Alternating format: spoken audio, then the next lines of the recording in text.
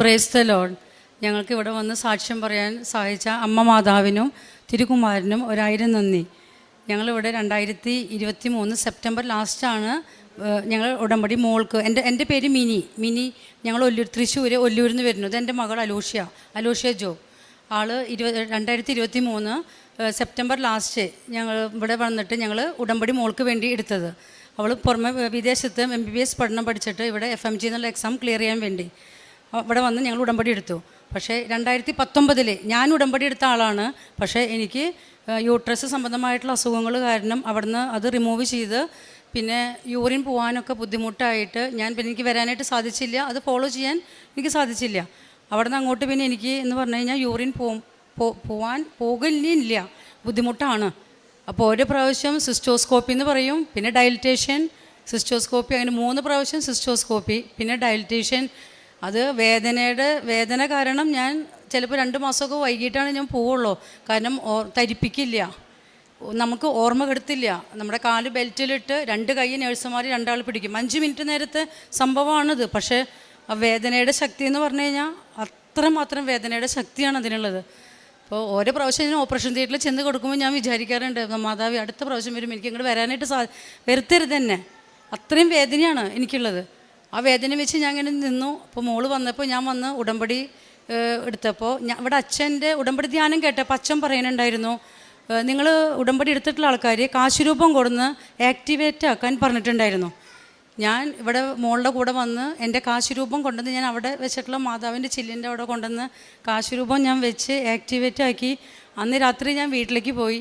അപ്പോൾ അതിന് ശേഷം എൻ്റെ തലവണയുടെ അരികെ കിടക്കണേൻ്റെ അരിയത്ത് ഞാൻ എൻ്റെ കാശുരൂപം വെച്ചിട്ടാണ് ഞാൻ കിടക്കാറ്.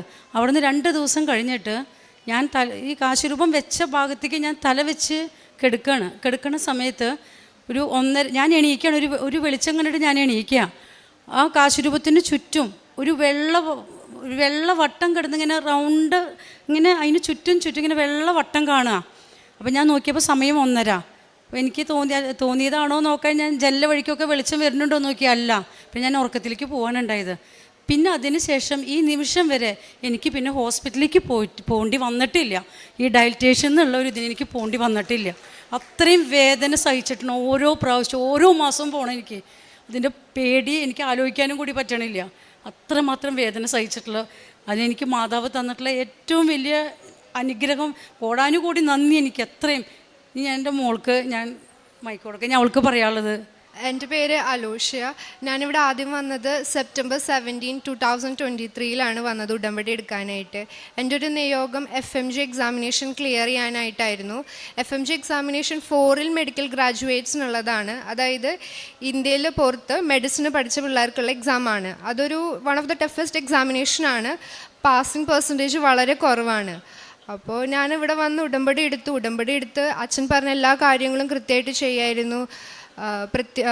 കൃത്യമായിട്ട് എല്ലാ കാര്യങ്ങളും ചെയ്യുന്നുണ്ടായിരുന്നു. പ്രേക്ഷിത പ്രവർത്തനം ഉണ്ടായിരുന്നു. 6 സെറ്റ് പേപ്പർ ഞങ്ങൾ കൊടുക്കുമായിരുന്നു. കാരുണ്യ പ്രവൃത്തികളും ഒക്കെ ചെയ്യുമായിരുന്നു. അങ്ങനെ എക്സാമിന് ഡേറ്റ് വന്നു. ജൂലൈയിലായിരുന്നു എക്സാമിനെങ്ങാട്ട് മുൻപ് ഞാനിവിടെ വന്ന് അച്ഛന് അഡ്മിറ്റ് കാർഡ് കാണിച്ച് കാശുരൂപം കൊണ്ടുപോയി എക്സാമിന് വന്നിട്ട് പോവാണ്. എക്സാമിന് വളരെ കോൺഫിഡൻ്റ് ആയിട്ടാണ് പോകണേ. കാരണം ഞാൻ ഉടമ്പടി എടുത്തിട്ടുണ്ടല്ലോ, മാതാവ് എൻ്റെ കൂടെ ഉണ്ട്. ഞാൻ എക്സാമിന് പോവാണ്. ഞാൻ ഉടമ്പടി കാശുരൂപവും ഉപ്പും എല്ലാമായിട്ട് എക്സാമിന് ഞാൻ പോയി. എക്സാം ഹാളിൽ കയറി ഫസ്റ്റ് പേപ്പർ എഴുതി, സെക്കൻഡ് പേപ്പർ എഴുതി. എനിക്ക് 2 പേപ്പറും വലിയ കുഴപ്പമുണ്ടായിരുന്നില്ല, എളുപ്പമായിരുന്നു. ഞാൻ എക്സാം കഴിഞ്ഞതോടുകൂടി മാതാവേ നന്ദി, ഇത്രയും എനിക്ക് എളുപ്പമാവുമെന്ന് ഞാൻ വിചാരിച്ചില്ല.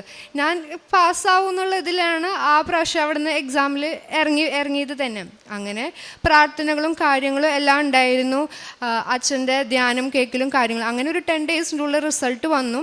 ഞാൻ വളരെ കോൺഫിഡൻസിലാണ് തുറക്കുന്നത് തന്നെ ഇതിൻ്റെ റിസൾട്ട് വന്നിട്ട് തുറന്നപ്പോൾ 150 ആയിരുന്നു പാസിങ് വേണ്ടത്. എനിക്ക് 149. അപ്പോൾ ഒരു മാർക്ക് എന്നെ വളരെയധികം ഡിപ്രസ്ഡ് ആക്കി.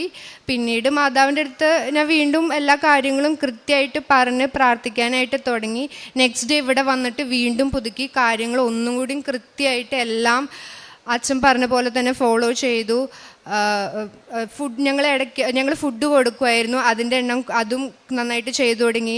കാരുണ്യ പ്രവർത്തികൾ, പ്രേക്ഷിത പ്രവർത്തനങ്ങൾ എല്ലാം ചെയ്തു തുടങ്ങി. അങ്ങനെ എനിക്കിപ്പോൾ ഈ ഒരു 6 months-ആണ് നെക്സ്റ്റ് വരാനായിട്ട്. അതൊരു ജേണി, അത്രയും സുഖമില്ലാത്തൊരു ജേണി. വീണ്ടും 19 സബ്ജക്റ്റ് പഠിക്കണം. അത് പഠിച്ചതെല്ലാം ഓർമ്മയൊന്നും ഉണ്ടാവില്ല. അപ്പം ഇടയ്ക്ക് വന്ന് പ്രയർ റൂമിൽ പോയിട്ട് തൈലെടുത്തിട്ട് പറയും ഇങ്ങനെ എന്നെ സഹായിക്കണേ, പരിശുദ്ധാത്മാവേ വരണേന്ന് പറഞ്ഞിട്ട് ഞാൻ കുരിശ് വരച്ചിട്ട് പോവും. അപ്പോൾ പഠിക്കുമ്പോൾ എനിക്ക് കുഴപ്പമില്ലാണ്ടെല്ലാം ഗ്രാസ്പ് ചെയ്യാനായിട്ട് പറ്റുന്നുണ്ടായിരുന്നു. അങ്ങനെ എക്സാമിന് ഡേറ്റ് വന്നു. January 12-നായിരുന്നു FMGയുടെ എക്സാമിനേഷൻ. എനിക്ക് കിട്ടിയ സ്ഥലം കോട്ടയമായിരുന്നു. ഞാനും എൻ്റെ പേരൻസും കൂടിയും പോവാണ്. ഞങ്ങളുടെ വീട്ടിലൊരു മാതാവ്, ഇവിടുത്തെ മാതാവിൻ്റെ രൂപമുണ്ട് ഞങ്ങളുടെ വീട്ടിൽ. ആ മാതാവിനും കൊണ്ടിട്ട് ഞങ്ങൾ പോയിട്ടുണ്ടായിരുന്നത്. മാതാവിന് സീറ്റ് ബെൽറ്റൊക്കെ ഇട്ടിട്ട് ഞങ്ങളുടെ അടുത്തിരുത്തി ഞങ്ങൾ കൊണ്ടുപോയി അങ്ങോട്ട്. അങ്ങനെ എക്സാം ഡേ വന്നു. അവിടേക്ക് പോവാണ്. ഞാൻ പ്രത്യക്ഷീകരണ പ്രാർത്ഥനയും കുരിശ് വരച്ച് തൈലമൊക്കെ വരച്ച് ഞാൻ പോവാണ്. മാതാവിൻ്റെ അടുത്ത് പറഞ്ഞു, മാതാവ് എൻ്റെ കൂടെ വരണേ. കാശുരൂപവും ഉപ്പൊക്കെ ആയിട്ട് ഞാൻ പോയി എക്സാം ഹാളിൽ ഇരിക്കുവാണ്. ഇരിക്കുവാണ്. ഫസ്റ്റത്തെ എക്സാം ഭയങ്കര ബുദ്ധിമുട്ട്. ഞാൻ മാതാവിൻ്റെ അടുത്ത് ഓരോ ക്വസ്റ്റ്യനും കഴിയുമ്പോൾ ചോദിക്കണുണ്ട്, മാതാവേ നെക്സ്റ്റ് വരുന്നത് എനിക്ക് അറിയാവുന്നതായിരിക്കണേ എന്ന് ഞാൻ പറയുന്നുണ്ട്. അങ്ങനെ സെക്കൻഡ് അറ്റംപ്റ്റ്, ഫസ്റ്റ് പേപ്പർ കഴിഞ്ഞു, ഞാൻ ഇറങ്ങി. അപ്പം ഞാനൊരു പ്രതീക്ഷ ഇല്ലാണ്ടാണ് ഞാൻ വരുന്നത്. പിന്നെ ലഞ്ച് ബ്രേക്കാണ്. ലഞ്ച് ബ്രേക്ക് കഴിഞ്ഞിട്ട് ഇനി നെക്സ്റ്റ് സെക്കൻഡ് പേപ്പറിന് പോകണം. അതാണെങ്കിൽ ക്ലിനിക്കൽ ഓറിയൻറ്റഡ് ആണ്. അത് ഭയങ്കര ബുദ്ധിമുട്ടാണ്. അപ്പോൾ മാതാവിൻ്റെ അടുത്ത് ഞാൻ പറഞ്ഞു.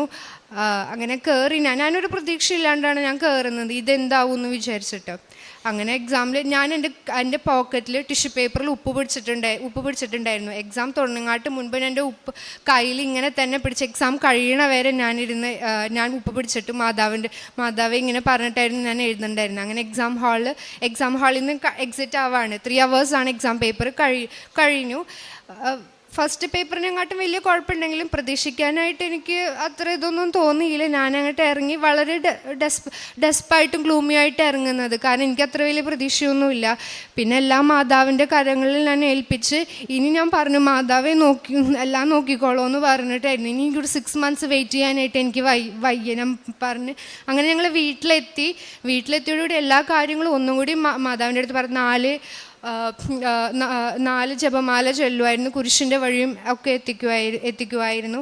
അങ്ങനെ സൺഡേ ഞങ്ങൾ ചർച്ചിൽ പോയി വൈകുന്നേരമാണ് പോയത്. വന്നു കഴിഞ്ഞിട്ട് കുറച്ചൊരു 8:30 ആയപ്പോൾ അന്നൊട്ട് എക്സ്പെക്റ്റ് ചെയ്തിട്ടുണ്ടായിരുന്നില്ല അന്ന് ഈ റിസൾട്ട് അവരിടാണ്.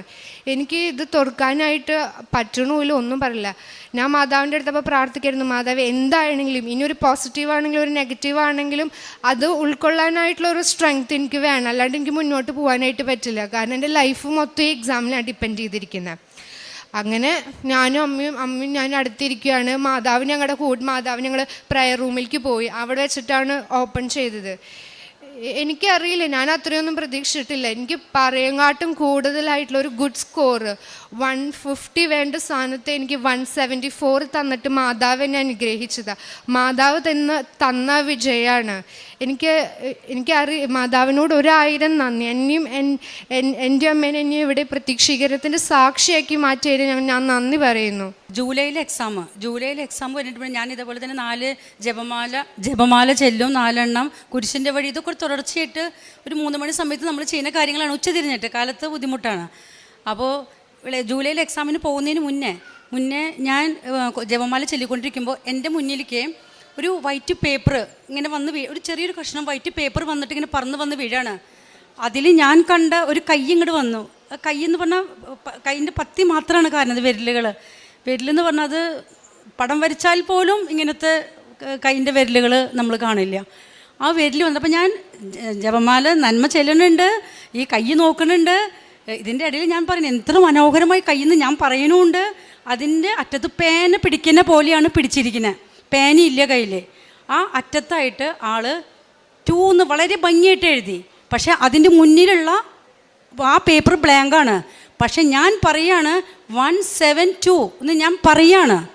അപ്പം ഞാനത് കഴിഞ്ഞപ്പോൾ മോളുടെ അടുത്ത് വന്നിട്ട് പറഞ്ഞു, മോൾക്ക് ഇത്രയായിരിക്കും മാർക്ക്. അമ്മ ഇങ്ങനെ. അപ്പം അമ്മയ്ക്ക് ഇതന്നെ ആലോചിച്ചിരുന്നിട്ട് അമ്മയ്ക്ക് കണ്ടതായിരിക്കും. പക്ഷേ വളരെ കോൺഫിഡൻസോട് പോയിട്ട് കുട്ടി എക്സാമിന് പോയത്. പക്ഷേ അതിൽ തോറ്റു. പക്ഷേ മാതാവിനും കർത്താവിനും കുറച്ചും കൂടി കാര്യങ്ങൾ ഞങ്ങളെ കൂടി ചെയ്യാണ്ട്, പക്ഷെ ഞങ്ങൾ ഒന്നും കൂടി അതിൽ വാർത്തെടുത്ത് വന്ന പോലെ ഞങ്ങളുടെ ജീവിതം. പിന്നെ അത്രയും പ്രാർത്ഥനയും കാര്യങ്ങളായിട്ട് ഞങ്ങൾ വന്നു. ആ ജൂലൈയിലത്തെ എക്സാമിനെക്കാട്ടും 2 മാർക്ക് ഗ്രേസ് മാർക്ക് കൊടുത്തിട്ടുണ്ട്. 174 മാർക്കാണ് ഇവൾക്ക് പിന്നെ തന്നത്. ഇതൊക്കെ ഞാൻ കണ്ട ഈ ഒരു നന്മയുടെ ഇടയിൽ നിന്ന് അടുത്ത നന്മയിലേക്കുള്ള ദൂരത്തിലേക്ക് കണ്ട കാഴ്ചയുള്ള കാര്യങ്ങളാണ് ഇതൊക്കെ. അപ്പോൾ ഇത്രയൊക്കെ അനുഗ്രഹം ഞങ്ങൾക്ക് തന്നിട്ടുള്ള മാതാവിന്. അതേപോലെ തന്നെ റിസൾട്ട് അറിയുന്നതിന് 2 ദിവസം തേഴ്സ്ഡേ ഞാൻ വൈകുന്നേരം വളരെ വിഷമിച്ചിട്ട് കിടക്കുകയാണ്. കുട്ടിക്ക് എക്സാം ബുദ്ധിമുട്ട്, ഇനി വരുന്ന റിസൾട്ട് എങ്ങനെ ഉണ്ടാവും, ഇതൊക്കെ ആലോചന കിടക്കും. ഭയങ്കരമായിട്ടുള്ള ഒരു ഓയിലിൻ്റെ മണം എനിക്ക് അങ്ങോട്ട് വന്നിട്ടുണ്ടായിരുന്നു. ഞാൻ ഇവർക്ക് ആർക്കുമില്ല. അപ്പോൾ എനിക്ക് തോന്നി ചിലപ്പോൾ റിസൾട്ട് വരാനായിരിക്കാം. പക്ഷേ സൺഡേ വൈകുന്നേരം ആയപ്പോഴേക്കും റിസൾട്ട് വന്നു. വളരെ ഞാനീ പറഞ്ഞ മാർക്കിൽ നിന്ന് 2 മാർക്ക് കൂടി ഗ്രേസ് മാർക്ക് കൊടുത്ത് 174 മാർക്ക് കിട്ടി. മാതാവും തിരുകുമാരനും ഞങ്ങളെ അത്രയധികം അനുഗ്രഹിച്ചു. ഞങ്ങളുടെ കാരുണ്യ പ്രവൃത്തി എന്ന് പറഞ്ഞാൽ ഞങ്ങൾ അവിടെ പാലിയേറ്റീവ് കെയറിൽ കുറച്ച് വയസ്സായിട്ടുള്ള അവരുടെ നോക്കുന്ന സ്ഥലം അവിടേക്ക് ചെല്ലും. പിന്നെ ഭിന്നശേഷിയുള്ള മക്കളിനെ കുളിപ്പിക്കുക, അങ്ങനത്തെ കാര്യങ്ങൾ അതിനൊക്കെ ആയിട്ട് എല്ലാ മാസവും. അതുപോലെ തന്നെ 25 ആൾ 30 ആൾക്കുള്ള ഫുഡ് ഞങ്ങൾക്കൊരു ഗ്രൂപ്പ് ഉണ്ട് അവിടെ. അപ്പോൾ ആ ഗ്രൂപ്പിൽ നമ്മളെ കൊണ്ട് പറ്റുന്ന കാര്യങ്ങൾ നമ്മൾ സഹായിച്ചു. പിന്നെ പേപ്പർ കൊടുക്കണത് ഞങ്ങൾ വീട്ടിൻ്റെ അവിടെ നിന്ന് കുറച്ച് അക്രൈസറായിട്ടുള്ള ആൾക്കാർ താമസിക്കുന്ന സ്ഥലങ്ങളുണ്ട്. അവിടെ പോയിട്ടാണ് ഞാനും എൻ്റെ മക്കൾ, എൻ്റെ മോനും ഉണ്ടാവും. ഞങ്ങൾ പോയിട്ട് പേപ്പറൊക്കെ ഞങ്ങൾ ഇവിടെ നിന്ന് കൊണ്ടുപോയിട്ട് കൊടുക്കുക. ഞങ്ങൾക്ക് 6 കെട്ട് പേപ്പർ കിട്ടും, ഞങ്ങളത് കൊണ്ടുപോയി കൊടുക്കില്ലേ. അതുപോലെ ഞങ്ങളെക്കാൾ കഴിയുന്ന സഹായങ്ങളൊക്കെ നമ്മൾ അല്ലാതെ വല്ല കുറേ സഹായങ്ങൾ ചെറുതും വലുതായിട്ടൊക്കെ നമ്മൾ ചെയ്യുന്നുണ്ടാവുമല്ലോ. അതൊക്കെ നമ്മൾ എല്ലാ സഹായങ്ങളും നമ്മൾ ചെയ്യുന്ന ഞങ്ങളുടെ കാരുണ്യ പ്രവൃത്തി. 1 പത്രോസ് 5:6 ദൈവത്തിൻ്റെ ശക്തമായ കരത്തിനും കീഴിൽ നിങ്ങൾ താഴ്മയോടെ നിൽക്കുവിൻ. അവിടുന്ന് തക്ക സമയത്ത് നിങ്ങളെ ഉയർത്തിക്കൊള്ളും. നിങ്ങളുടെ ഉത്കണ്ഠകളെല്ലാം അവിടുത്തെ ഏൽപ്പിക്കുവിൻ. അവിടുന്ന് നിങ്ങളുടെ കാര്യത്തിൽ ശ്രദ്ധാലുവാണ്. മിനി ജോസ് എന്ന ഈ സഹോദരിയും അലോഷ്യ എന്ന മകളും പരിശുദ്ധ കൃപാസന മാതാവിൻ്റെ തിരുനടയിൽ ഉടമ്പടി എടുത്ത് ജീവിച്ചതിലൂടെ ലഭിച്ച വലിയ നന്മകളെ സാക്ഷ്യപ്പെടുത്തുകയാണ്. ആദ്യം സഹോദരി പങ്കുവച്ചത് സഹോദരിയുടെ ഒരു രോഗസൗഖ്യത്തെക്കുറിച്ചാണ്. ഏതാണ്ട് 5-6 വർഷമായി അനുഭവിച്ചിരുന്ന വലിയൊരു രോഗാവസ്ഥ, യൂറിൻ ശരിയായി പോവാത്തതിൻ്റെ ഒരു പ്രശ്നം, അതിൻ്റെ ഹോള് വളരെ അടഞ്ഞു പോയതുകൊണ്ട് ഭയങ്കരമായ വേദന അനുഭവിച്ചുകൊണ്ട് മാത്രം യൂറിൻ പോയിക്കൊണ്ടിരുന്നതും എല്ലാ മാസവും അതിൻ്റെ കറക്ഷനും അതുപോലെ തന്നെ ചെറിയ ഓപ്പറേഷനുമൊക്കെ ചെയ്തുകൊണ്ട് വലിയ വേദനയോടുകൂടി മാത്രം ആ യൂറിൻ പാസ് ചെയ്തു പോയിരുന്ന ഒരു അതിക്ലേശകരവും വിഷമമുള്ളതുമായ ഒരവസ്ഥ. ആ നാളുകളിൽ കടന്നു പോകുമ്പോഴാണ് അമ്മ ഉടമ്പടി പുതുക്കുമ്പോൾ അമ്മ മാതാവിൻ്റെ തിരുനടയിൽ എല്ലാ ദിവസവുമുള്ള ഈ വലിയ വേദനയും എല്ലാ മാസവുമുള്ള ഈ കറക്ഷനും അത് മാറുന്നതിന് വേണ്ടി അമ്മയോട് അരികിൽ നിയോഗം വെച്ച് പ്രാർത്ഥിക്കുന്നത്. അമ്മ മാതാവിൻ്റെ അരികിൽ നിയോഗം വെച്ച് പ്രാർത്ഥിച്ചതിന് ശേഷം സഹോദരി പറയുന്നുണ്ട്, ഒരു തവണ അച്ഛൻ്റെ ധ്യാനത്തിലൂടെ ഉടമ്പടി കാശ് രൂപം ആക്ടിവേറ്റ് ചെയ്യണമെന്നൊരു സന്ദേശം വരികയും അതിന് പ്രകാരം അമ്മ മാതാവിൻ്റെ തിരുസ്വരൂപത്തിൽ കൊണ്ടുവന്ന കാശ് രൂപം മുട്ടിച്ച് പ്രാർത്ഥിച്ച് അമ്മ മാതാവിൻ്റെ ചൈതന്യവും സംരക്ഷണവും കുടുംബത്തിലുണ്ടാകണമെന്ന് ആഗ്രഹിച്ചുകൊണ്ട് തിരികെ പോകുന്നതും അത് തലയിണയുടെ അരികിൽ ചേർത്ത് വെച്ചുകൊണ്ട് ആ ദിവസം കിടന്നുറങ്ങുന്നതും പിറ്റേന്ന് വെളുപ്പിനെ അതിന് ഒരു പ്രകാശവലയം പോലെ വട്ടത്തിൽ കാണുന്നതും പിന്നെ അന്ന് മുതൽ ഇന്ന് വരെ യാതൊരു തരത്തിലും യൂറിൻ പാസ് ചെയ്യുന്നതിന് വേദനയോ ഏതെങ്കിലും ഒരു കറക്ഷൻ ചെയ്യുന്നതിന് ആശുപത്രിയിൽ പോകേണ്ട സാഹചര്യമോ വരാതെ ഈ കഴിഞ്ഞ 2 വർഷത്തോളമായി സഹോദരിയെ കാത്തുപരിപാലിച്ചതിൻ്റെ അനുഗ്രഹമാണ് ആദ്യം പങ്കുവെക്കുന്നത്. അത് വലിയ സന്തോഷത്തോടു കൂടിയാണ് സഹോദരി അത് പങ്കുവെക്കുന്നത്. കാരണം അത്രയേറെ വേദന, ശാരീരികമായി അനുഭവിച്ചിരുന്ന ക്ലേശങ്ങൾ, ആശുപത്രിയിൽ പോകുന്നതിൻ്റെ മറ്റ് ബുദ്ധിമുട്ടുകളെല്ലാം അനുഭവിച്ച് എന്ത് ചെയ്യുമെന്നറിയാതെ ജീവിതം വലിയ ദുരിതമായെന്ന് കരുതിയ നാളുകളിലാണ് പരിശുദ്ധമ്മയുടെ വലിയ ഇടപെടലിലൂടെ ഈ സൗഖ്യം സഹോദരിക്ക് പൂർണ്ണമായി ലഭിക്കുന്നതും അത് അനുഗ്രഹമായി തീരുന്നതും. രണ്ടാമത്തത് മകളുടെ FMG പരീക്ഷയ്ക്ക് വേണ്ടിയുള്ള മകളുടെ ഉടമ്പടി എടുക്കലും ആ ജീവിതവുമാണ്. ആദ്യത്തെ ഉടമ്പടി എടുത്ത് നന്നായി മുന്നോട്ട് പോയിക്കൊണ്ടിരിക്കുമ്പോൾ എല്ലാ കാര്യവും സന്തോഷത്തോടെ ചെയ്യുമ്പോൾ ഉടമ്പടിയിൽ അത് വേഗത്തിൽ സാധിക്കുമെന്ന പ്രതീക്ഷയോടുകൂടി തന്നെയാണ് പരീക്ഷയ്ക്ക് വേണ്ടി പോകുന്നത്. എന്നാൽ അതിനിടയിൽ കൃത്യമായൊരു സന്ദേശം കൈമാറ്റപ്പെടുന്നുണ്ട്. അത് സഹോദരി അമ്മ പ്രാർത്ഥിച്ചുകൊണ്ടിരിക്കുമ്പോൾ കിട്ടുന്നൊരു സന്ദേശമാണ്. ഒരു പേപ്പറിൽ 2 എന്നൊരു എഴുത്ത് കാണുന്നുണ്ട്. 2 എന്ന എഴുത്ത് കാണുമ്പോൾ അതിനൊപ്പം 2 അക്കങ്ങൾ മറ്റു 2 അക്കങ്ങൾ കൂടി കാണുന്നു. 1 7.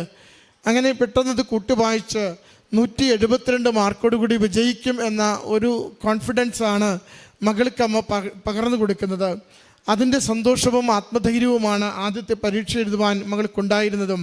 അവിടെ പരീക്ഷയെല്ലാം എളുപ്പമായിരുന്നു, ജയിക്കുമെന്ന് പൂർണ്ണ വിശ്വാസമായിരുന്നു. എന്നാൽ അത് വല്ലാതെ പരാജയപ്പെട്ടതാണ് മകൾ സാക്ഷ്യപ്പെടുത്തുന്നത്.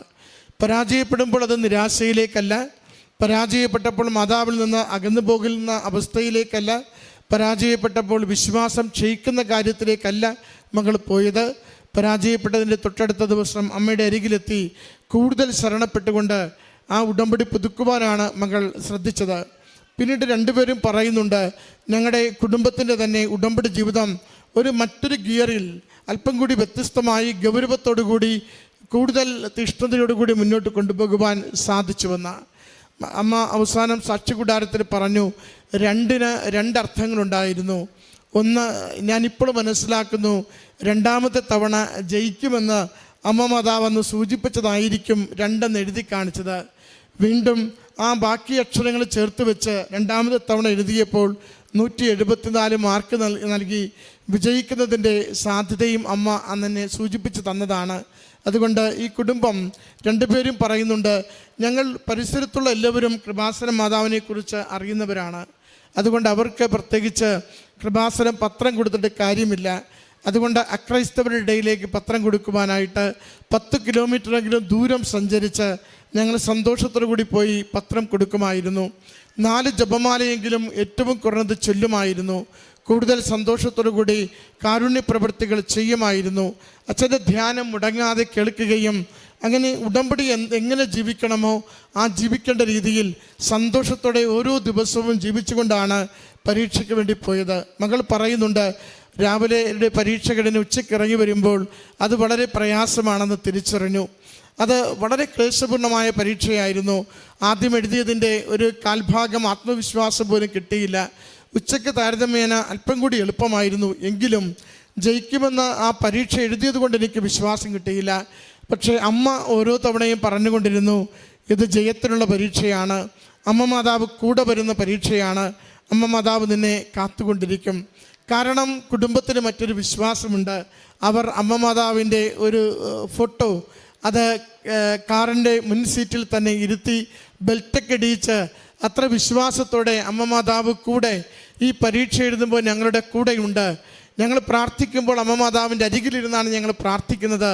ആ വലിയ ഒരു ആത്മധൈര്യത്തിലാണ് ഈ കുടുംബം രണ്ടാമത്തെ FMG പരീക്ഷ എഴുതുന്നതെന്നാണ് അവർ സാക്ഷ്യപ്പെടുത്തുക.